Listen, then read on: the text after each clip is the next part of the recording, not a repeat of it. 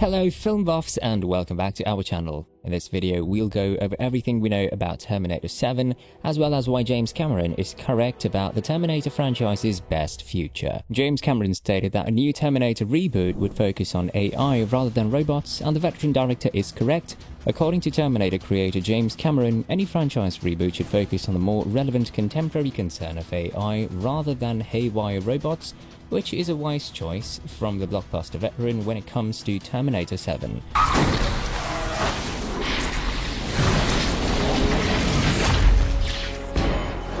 James Cameron has never followed the rules of Hollywood movie making. The ambitious director famously imagined the Terminator's eponymous villain as part of a fever dream, conjuring up the image of a robot, rising like a phoenix from the ball of flames before creating the character's story or even the film's title.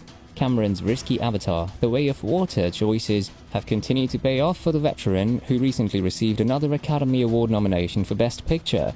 Cameron's love for risks and his unwavering vision, on the other hand, haven't always been a recipe for box office success. Cameron, for example, insisted that Arnold Schwarzenegger's original T-800 appear in director Tim Miller's 2019 flop Terminator Dark Fate. Nonetheless, Cameron's recent comments on the Terminator franchise's best possible future show that the director is still a creative fountain. Cameron is right. Terminator 7 should be about AI, not robots. Arnold Schwarzenegger as a Terminator, brandishing a weapon and having his skin ripped from his face to reveal his robot skeleton against a fully naked Terminator robot. While Megan's box office success arguably proves that the Terminator franchise has a future, Cameron's comments in a December 2022 interview show that the original creator of the series still knows how to revive the series and keep it feeling fresh. According to Cameron's comments on the Smartless podcast, "If I were to do another Terminator film and maybe try to launch that franchise again, I would make it much more on the AI side than bad robots have gone crazy. This change could be enough to rekindle interest in the franchise's ailing state." Since the second installment in the series, there hasn't been a clear path for the Terminator films. While the first two films are science fiction classics, the second sequel derailed this franchise with its convoluted, knotty plotting. To make matters worse, Terminator Salvation's heavily recut story turned the franchise into a post-apocalyptic war story rather than a chase thriller, only for the next Terminator sequel to completely reboot the franchise's story. While Terminator Dark Fate restored the original film's R rating, the sequel's plot made matters worse by rebooting the franchise's nearly incomprehensible timeline for the third time. The Terminator saga requires a new plot. A story about AI gone wrong could provide this, making matters worse by rebooting the franchise's early incomprehensible timeline for the third time. The Terminator saga requires a new plot. A story about AI gone wrong could provide this, making the Terminator series more topical. When the Terminator was released in theaters in 1984, the applications of robotic technology seemed limitless, but in the decades since, androids have become less relevant as the world has moved online. AI is now most frightening as an aspect of sci-fi films. Because the Terminator films, unlike Avatar: The Way of Water and Avatar 3, do not tell a cohesive, singular story, Cameron's franchise can safely switch to a new version of the titular villain without confusing existing fans. Cameron's Terminator reboot might still fail. However, just because the Terminator movies could benefit from a new villain doesn't mean that the transition will be easy. After all, the fact that AI concerns are so widespread means that there are already a plethora of films exploring the ethical issues surrounding artificial intelligence. Some of these are worthy, self-important dramas, but many are also entertaining blockbuster action films in the vein of the Terminator franchise. While Megan's Killer Doll movie borrowed from the Terminator, the horror comedy's blockbuster success may ironically prove that it's too late for a Terminator reboot to address this issue, as there are already major films addressing these issues. The other, bigger issue with Cameron's idea is that focusing on rogue AI would shift the Terminator series' focus away from the title character and, by extension, Schwarzenegger's involvement in the project. After all, any Terminator reboot that does not include the T-800 is arguably not a true Terminator film. This could be a problem for Terminator's potential reboot, which may struggle to generate interest in a Terminator film without the original, iconic killer robot. Having said that, Avatar: The Way of Water is breaking box office records, and Cameron is correct about the Stranger Things timeline, so the Terminator series could still benefit from his advice heading into a potential Terminator 7. One fatal sequel villain error must be corrected by the next Terminator. The most recent Terminator sequels have been underwhelming, and there is one major villain flaw that must be addressed in the next film.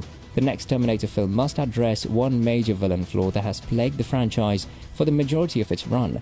The first two Terminator films were sci-fi classics, but parts 3 through 6 were disappointing to terrible. The saga's dramatic decline in quality over the years have turned many fans off, as evidenced by Terminator Dark Fate's box office failure.